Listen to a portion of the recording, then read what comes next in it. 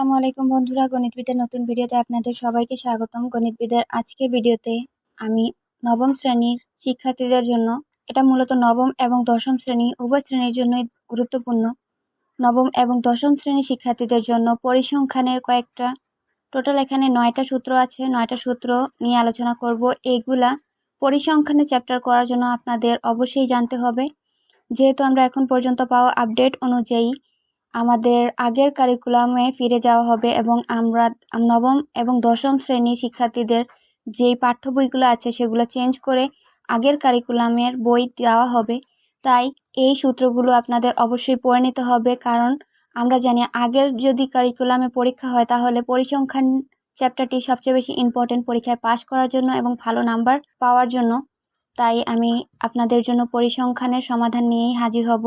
আগামী ভিডিওতে আমি পরিসংখ্যানের যে অঙ্কগুলো আছে সেগুলো কিভাবে সমাধান করতে হয়, মধ্যক, প্রচুরক, গড় এবং বাকি যা আছে সবগুলাই নিয়ে আলোচনা করব।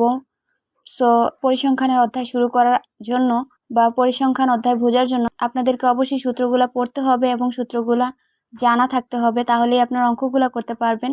যে 9টা সূত্র দিচ্ছি সেগুলো হচ্ছে পরিসর, শ্রেণী সংখ্যা, গড়, একটা সংক্ষিপ্ত গড়, তারপর মধ্যকের 3টা সূত্র আছে, প্রচুরকের 1টি সূত্র আছে এবং ধাপ বিচ্যুতির সূত্র আছে। প্রথম দুটি হচ্ছে পরিসর এবং শ্রেণী সংখ্যা। এই 2টা সূত্র আমাদের প্রয়োজন হয় যখন উপাত্ত দেওয়া থাকে এবং উপাত্ত থেকে আমাদের সারণী তৈরি করতে হয় এবং ট্যালি নির্ণয় করতে হয় তখন। সো প্রথম সূত্রটি হচ্ছে পরিসর। পরিসর সূত্রটি হচ্ছে সবচেয়ে বড় সংখ্যা বিয়োগ সবচেয়ে ছোট সংখ্যা যোগ 1। সবচেয়ে বড় সংখ্যার বদলে সর্বোচ্চ সংখ্যা এবং সবচেয়ে ছোট সংখ্যার বদলে সর্বনিম্ন সংখ্যা লিখতে পারেন। সূত্রে আপনারা যেটাই লিখেন সেটাই সঠিক। তারপর হচ্ছে শ্রেণী সংখ্যা। শ্রেণী সংখ্যার সূত্রটি হচ্ছে পরিসর নির্ণয় করার পর করতে হবে। যখনই আপনারা টেলির অঙ্ক করবেন তখন স্টেপ বাই স্টেপ করতে হবে। প্রথমে পরিসর বের করতে হবে, তারপর শ্রেণী সংখ্যা। শ্রেণী সংখ্যা দ্বারা আমরা টেলিতে কয়টা সারি হবে সেটা আমরা নির্ধারণ করি। সো শ্রেণী সংখ্যার ক্ষেত্রে শ্রেণী সংখ্যা হবে পরিসর বাই শ্রেণীব্যাপ্তি। শ্রেণীব্যাপ্তি কোনো কোনো প্রশ্নে দেওয়া থাকে, অথবা কোনো কোনো প্রশ্নে আপনারা যখন আমি অঙ্ক করাবো তখন আপনাদের বিস্তারিতভাবে বোঝাবো, কিন্তু শ্রেণীব্যাপ্তি কোনো অঙ্কে প্রশ্নে উল্লেখ আবার কখনো কখনো উল্লেখ থাকে না। আপনাদের নিজে থেকে অঙ্কের প্রয়োজন অনুযায়ী শ্রেণীব্যাপ্তি নিতে হয়। প্রথমটি হচ্ছে সাধারণ গড় পদ্ধতি। এই নিয়মের গড়ের অঙ্কগুলা একদম প্রাথমিক লেভেল থেকেই করতে হয়।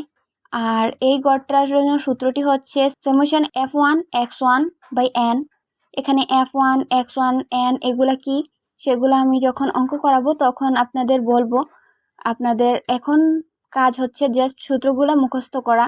তারপর হচ্ছে সংক্ষিপ্ত গড়। সংক্ষিপ্ত গড়টি নবম দশম শ্রেণীর জন্য বেশি ইম্পর্টেন্ট, কারণ নবম দশম শ্রেণীর পরীক্ষার ক্ষেত্রে সবচেয়ে বেশি সংক্ষিপ্ত গড়ের প্রশ্নই আসে এবং আপনাদের যদি গড় করতে বলা হয় তাহলে খুব বেশি সম্ভবত সংক্ষিপ্ত গড় পদ্ধতিতেই করতে হবে। সো এখানে সংক্ষিপ্ত গড়ের সূত্রটি হচ্ছে x bar is equal to a plus summation f1 u1 by n into h। হচ্ছে শ্রেণীব্যাপ্তি। তারপর মধ্যকের ক্ষেত্রে নবম দশম শ্রেণীতে যখন আপনারা মধ্যক করবেন তখন আপনাদের মধ্যক 3টি নিয়মে করতে হবে।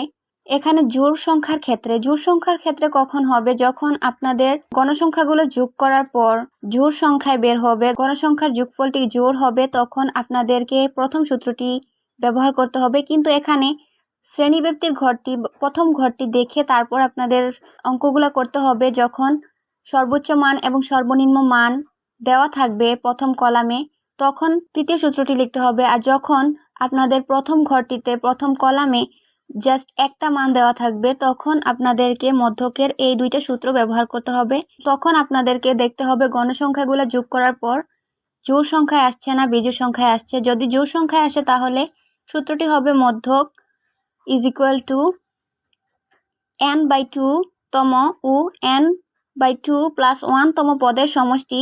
n হচ্ছে গণসংখ্যাগুলো যোগ করার পর যে মানটা বের হয় সেটাই। সো এগুলা কততম পদ বের করতে হবে, তারপর সেই পদ অনুযায়ী মান বসাতে হবে এবং 2 দ্বারা ভাগ করতে হবে। আপনারা যখন অঙ্ক করবেন তখন বিস্তারিতভাবে বুঝতে পারবেন। এবং বিজোড় সংখ্যার ক্ষেত্রে যখন আমাদের গণসংখ্যাগুলো বিজোড় হবে তখন আমাদেরকে মধ্যকের সূত্রটি লিখতে হবে n+1/2 তম পদ। তারপর হচ্ছে মধ্যকের মেইন সূত্র। নবম দশম শ্রেণীর ক্ষেত্রে আমার মনে হয় এই সূত্রটি বেশি ইম্পর্টেন্ট, এই অঙ্কগুলাই পরীক্ষায় বেশি আসে। সো এই সূত্রটা ইম্পর্টেন্ট, অঙ্কের প্রশ্নে না, এটা এমসিকিউতেও আসে। সো এটা আপনারা অবশ্যই মুখস্থ করে নেবেন। এটা হচ্ছে L + n/2 - fc * h/fm। এটা হচ্ছে মধ্যকের তৃতীয় সূত্র। তারপর হচ্ছে প্রচুরকের সূত্র। প্রচুরকের সূত্রটি হচ্ছে L + f1/f1 + f2 * h। এইগুলা হচ্ছে মোস্ট ইম্পর্টেন্ট সূত্র। ধাপবিচ্যুতি সূত্রটিও ইম্পর্টেন্ট। ধাপবিচ্যুতির মান বের করতে হলে ধাপবিচ্যুতিটি সংক্ষিপ্ত গড়ের ক্ষেত্রে আপনাদের প্রয়োজন হবে। ধাপবিচ্যুতির সূত্রটি হচ্ছে u1 = x1 - a/h। এখানে ধাপবিচ্যুতির সূত্রটিও আপনারা মুখস্থ করে নেবেন, এটা এমসিকিউর জন্য ইম্পর্টেন্ট। আর আমি যখন অঙ্ক করাবো তখন আপনাদেরকে ধাপবিচ্যুতি বের করার সহজ টেকনিক শিখিয়ে দেব, যেটা নবম দশম শ্রেণীর ক্ষেত্রে প্রযোজ্য। সো এখানে এই 9টা সূত্রই আপনারা এখন রিভাইজ করুন এবং এগুলা ক্লিয়ার করুন। এবং আগামী ভিডিওতে আমি পরিসংখ্যানের এক একটা অঙ্ক নিয়ে হাজির হব এবং এক একটা অঙ্কের সমাধান ভালোভাবে আপনাদের বোঝানোর চেষ্টা করব। তাই যদি চ্যানেলে সাবস্ক্রাইব না করে থাকেন তাহলে চ্যানেলে সাবস্ক্রাইব করতে পারেন এবং আপনাদের মতামত জানাতে পারেন আপনারা এই সূত্রগুলা মুখস্থ করতে পেরেছেন কি না এবং এই সূত্রগুলোর সাথে আপনারা আগেই পরিচিত কি না তা জানাতে পারেন কমেন্টের মাধ্যমে। সম্পূর্ণ ভিডিওটি দেখার জন্য ধন্যবাদ। দেখা হবে পরবর্তী ভিডিওতে। ততদিন ভালো থাকুন, সুস্থ থাকুন। খোদা হাফেজ।